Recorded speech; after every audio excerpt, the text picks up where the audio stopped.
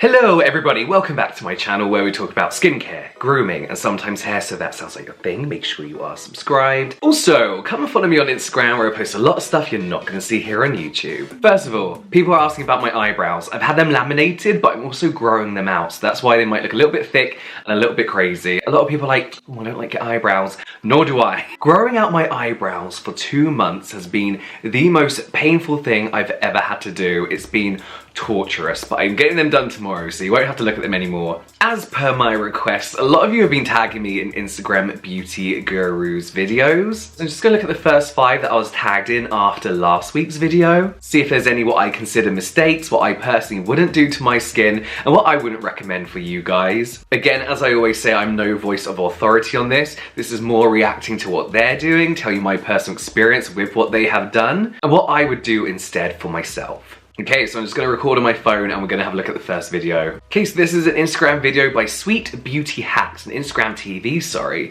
So what they do, raw honey. I love honey so much. I can literally eat it by the spoon. It just looks so good. Sorry, I got distracted then. 1 tablespoon of almond oil. Okay, what are they gonna do? I mean, if this is a face, 2 packs of raw sugar. I hope this isn't a face scrub. Mixing it up. Potting it in. Oh, it's gonna be a lip scrub. Okay, I already have a few things to say about lip scrubs. Her lips look very chapped. Her nails are perfect. Oh my lord. Okay, cool. All right, I think we get the idea, right? I'm just gonna wipe it away with a towel. They look good. Okay, she has really good skin as well.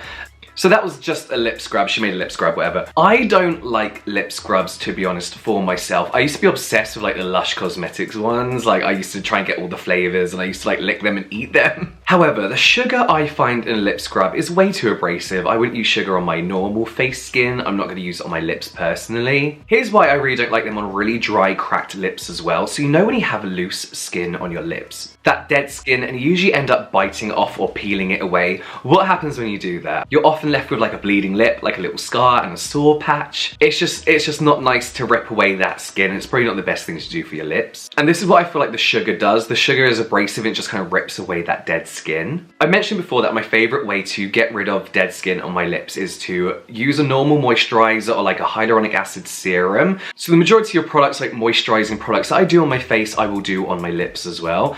At night, I will then just cover my lips in Vaseline, like smother them in Vaseline. And in the morning, you often wake up and that dead skin is super soft and you can just wipe it away with like a tissue. And then a lip balm over the top to keep them protected. One thing you can do to prevent it is use a gentle chemical exfoliator like a PHA. So PHA is like an AHA, but a lot more gentle and just works on that surface layer. And this will keep your lips nicely exfoliated. This isn't something you can do like 2 to 3 times a week like you do with your skin. I would only personally do it once a week. Otherwise, I find that it can irritate your lips. But once you've done that Vaseline thing, if you just keep using like moisturizing stuff on your lips, you should be fine. And using a nice lip balm, you should be absolutely fine. I just don't think sugar scrubs are like, I just don't think they give the best result either. Okay, let's look at the next one I was tagged in. A ball of whatever. What?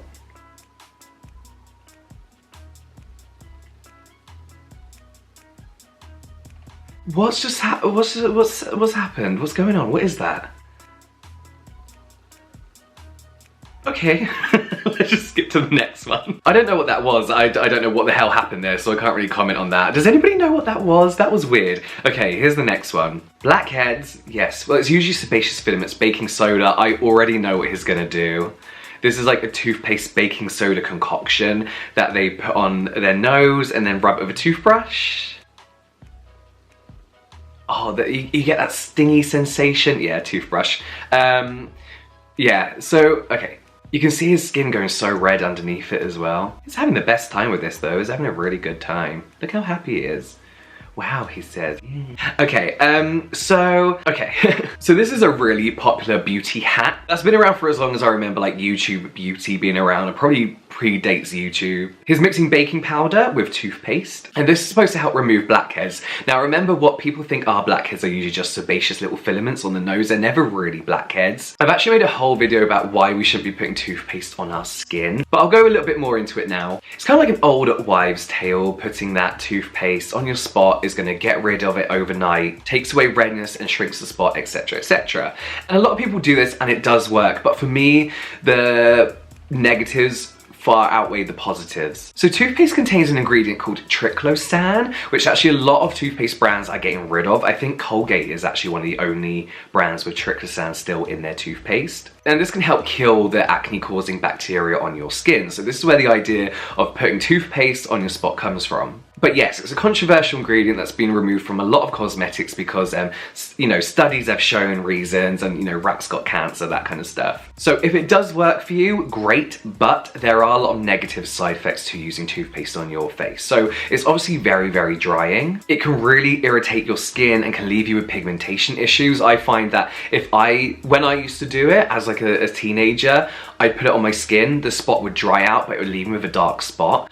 So rather than just using a spot treatment that would have effectively got rid of overnight, I was left with a dark spot that they then had to spend months trying to get rid of. So yeah, pigmentation issues, and at the end of the day, toothpaste isn't made to go on your skin, and nor is baking powder. Use a spot treatment. I couldn't think of anything worse than going through the hassle, having to do this mixture and then get like a toothbrush that's specifically for exfoliating my nose with. It just looks a bit too abrasive for me as well, for my skin. You've got a ton of pH issues here. And then to add the toothbrush, you're just scrubbing at your skin. It just looks irritating as hell. You can actually see his nose going red underneath that. He then wiped it away, but then kind of cut to like a pretty flawless, perfect looking nose.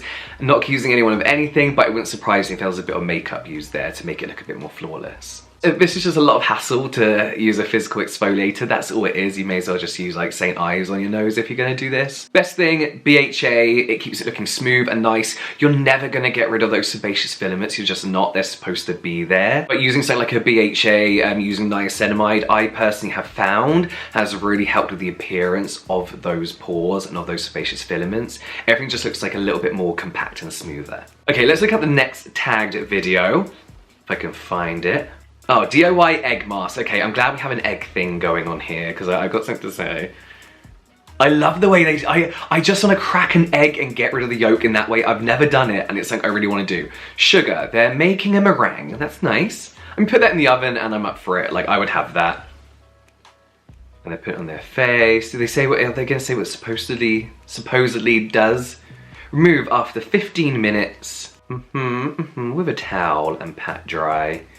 It doesn't say what oh, tightens pores, controls oils, nourishes the skin. We're going to stop it there. I think that's all you need to see. When it comes to these egg masks, so I mentioned about an egg mask in the last beauty guru mistake thing, I think. No, it was a hacks video. And someone said to me that egg white masks are actually really good for your skin because of the nutrients that they have in them.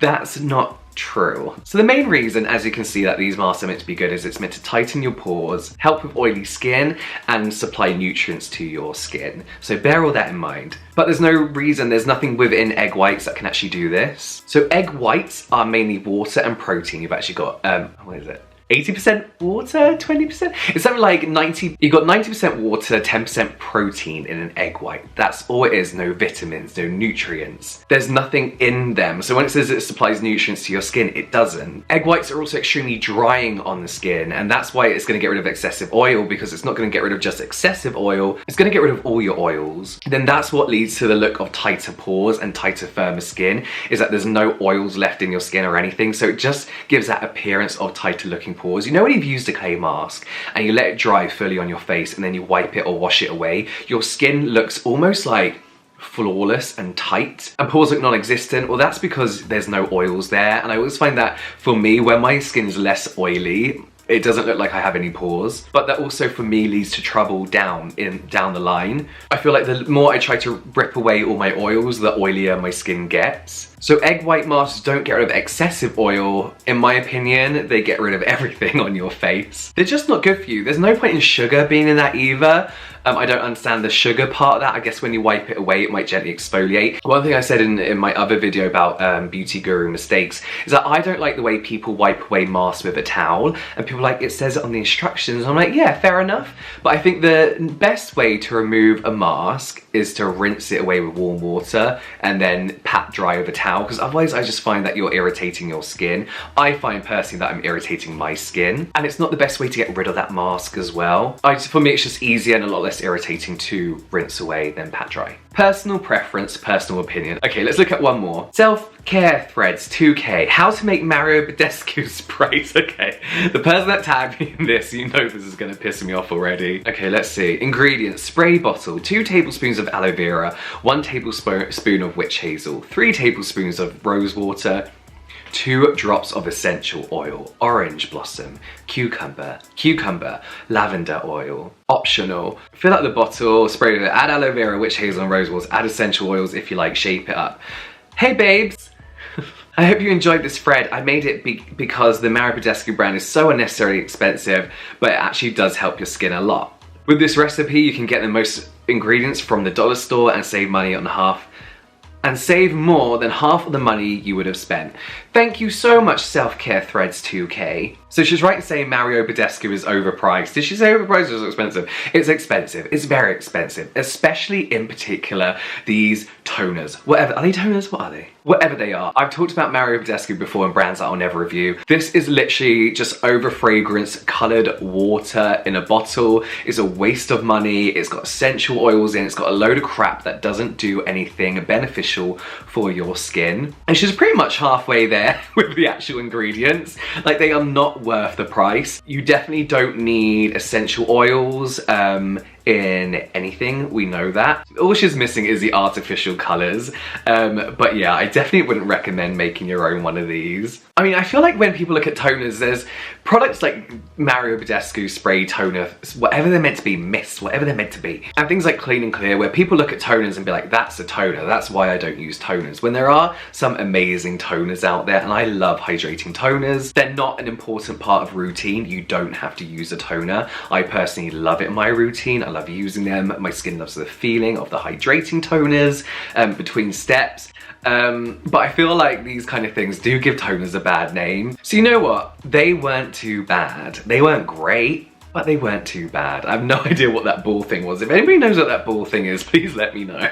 I think it was a cleanser. I think these ball things, I don't know if she made it herself or whatever, but to have something like that, it's just like a bar of soap. Like, where do you store it where it's clean?